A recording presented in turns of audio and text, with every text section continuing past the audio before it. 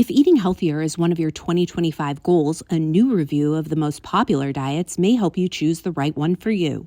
Each year, U.S. News & World Report works with a panel of leading medical and nutrition experts to rate dozens of diets.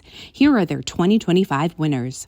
The best overall eating plan, according to the panel, is the Mediterranean diet, which includes plenty of vegetables, fruits, whole grains, beans, nuts and seeds, and olive oil, low to moderate amounts of dairy, eggs, poultry, and seafood, and little or no red meat, added sugars, processed foods, and refined carbs and saturated fats.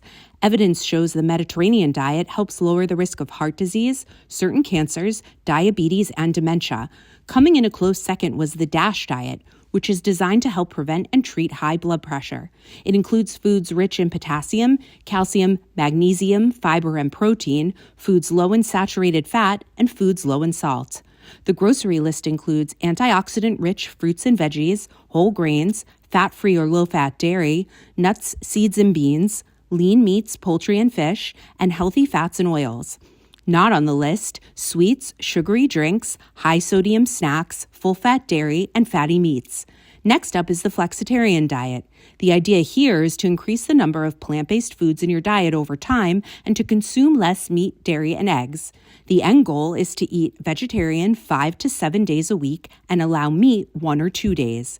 The flexitarian diet has been shown to reduce the risk of some types of cancer and heart disease.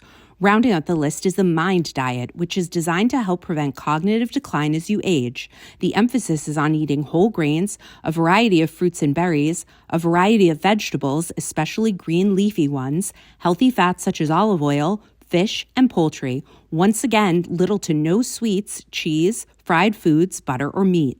All 4 of these top-rated diets were also ranked among the best for diabetes, heart health, gut health, brain health, inflammation, menopause, and mental health.